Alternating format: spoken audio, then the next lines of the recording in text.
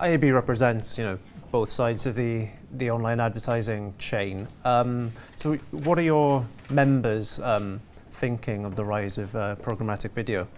I think it's fair to say, the IAB in the UK represents both buyers, sellers and intermediaries.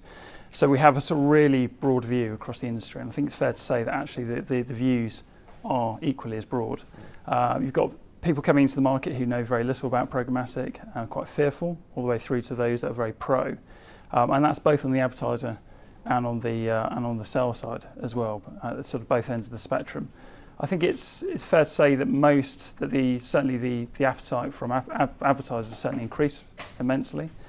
We run a conference around programmatic, and in the first year we ran it in 2012, about 10% of the advertisers were 10% of the audience were advertisers. Right. The following year, this year, about 40% were advertisers. Okay. So there's a real appetite to find out more about it. But I think in terms of implementation, there's still a bit of fear around how it works, and from both the buy side and the sell side, what the value exchange is. So we talked about the problem with the term programmatic. We've heard that perhaps that term needs to be thrown out. What would you replace that with? I think again it's about reaching just audiences. So maybe it's just we're talking softer language as opposed to sort of talking in tech. I recently attended a dinner, and it's a key advertiser who said it sounds like the techies are taking over, and marketers are quite fearful. I think that actually that they're losing control of the situation. Actually, they have to be very IT and tech savvy, and in fact they're actually losing control of that. And I think it's less about, of course it isn't about that, and it's about taking them on that journey, helping them to educate them on that journey. So what does that education process look like? Well, I think while not focusing so much around the supply chain, I think ultimately over the last couple of years, we've focused too much on the supply chain. And the Luma chart, I think, has been used once too many times.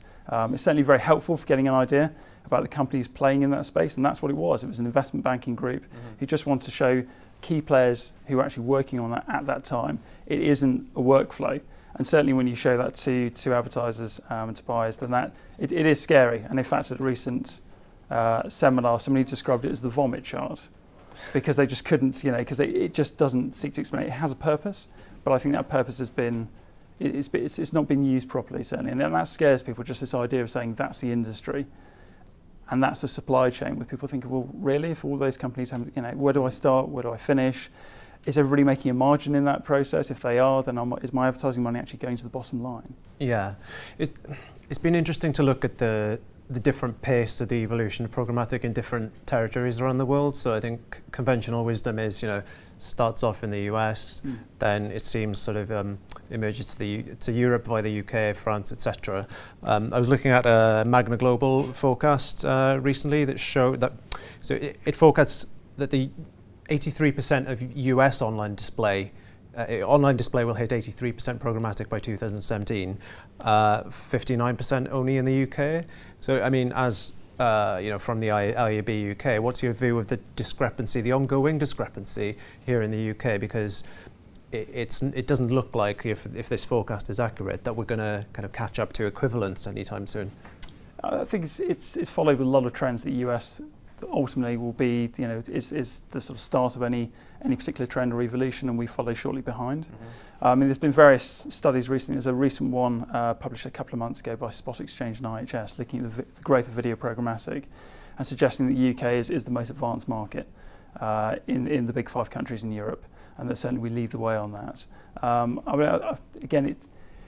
Ultimately, I think it depends on adoption and therefore education and making people feel comfortable with it. So a big part of what we try to do is to try and bring key players from both sides to help, and people actually in the weeds and actually doing it, to try and educate people about the benefits of it and actually using common language, as opposed to, I think, sort of got marketing and one end of the scale and then tech at the other, and they don't feel the two meet. It's our job and role to try and bring them together to actually help educate them about that. So I think by doing that, we will narrow the gap.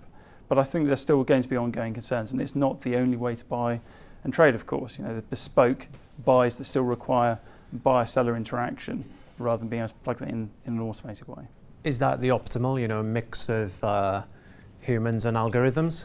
I think it's always been about that. I think there's a fear and there's a preconception that it's about machines taking over. Yeah. And actually there's no human interaction here, there's no human decision making. And every presentation I've seen, certainly from key intermediaries in the market, it's not about that. It is about human interaction and human decision making. but layering that on something using data that's processed at incredible speeds and incredible amounts of data and knowledge that you can derive from that, and making informed decisions. So video is predominantly a branding medium, but you can actually get to the audience that you want by using really intelligent data and being able to then process that and optimize that in real time in a way that you just wouldn't be able to do as a traditional marketer. So you don't buy this this theory, this, some might say, bleak vision that some paint, that the same thing will happen in advertising as happened in Wall Street trading, where the floor of Wall Street was once home to hundreds of guys actually doing the buying and selling. You don't think the equivalent will happen in advertising? I think there has to be, to some degree, there has to be efficiencies in online at the moment. Just the operational efficiencies are too great not to actually change that. It has to be changed. At the moment, there's too much heavy lifting to physically get the advertising online, to optimize it, and just to make it happen. That needs to be reduced, and there needs to be efficiencies, and you can reap the benefit from it. It's just that people's roles and responsibilities change. And certainly for advertising, it moves more into the kind of optimization, actually making informed choices, as opposed to just the heavy lifting. I think when I was at Microsoft previously to the IAB, we had a number of different management consultants come in, and I think the best possible scenario was reducing to 44 steps from actually speaking to the buyer to actually getting it live. And that itself is ludicrous. And it's not a reflection of any one particular publisher, it's just the reality of, this was 3 or 4 years ago, of actually just having this very manual process. And actually in other media, they've actually got more automated processes arguably than online and digital, which is quite ironic really, and they've seen the benefit and efficiency. So I think it's about moving people to different roles and actually having greater benefits, moving to gradual roles where they actually have more of an influence as opposed to doing the heavy lifting. How important is it to increase perception or increase the actual quality of the inventory being served through programmatic? Would that do a lot to allay the fears, if not the confusion?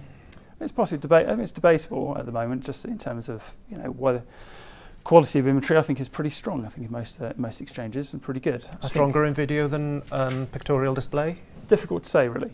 I think what's really important, and Christian alluded to it as well, is brand safety. Right. We did have a series of sort of industry guidelines called IASH, which in the old network world worked very effectively, worked well.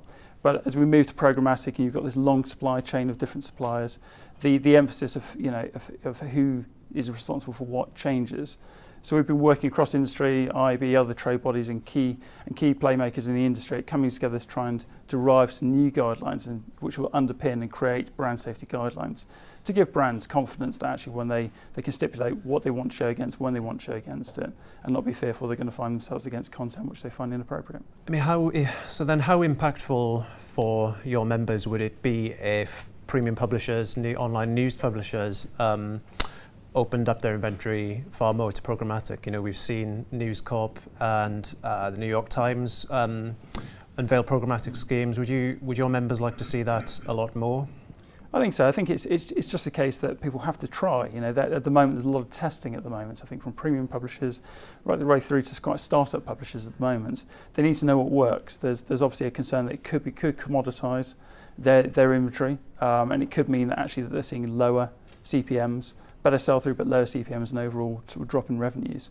And many of them have got to sort of play around with actually looking at private exchanges versus an open exchange, and actually looking through actually how that fares against their sort of network partners and their direct selling capabilities, and find that right balance that really works for them.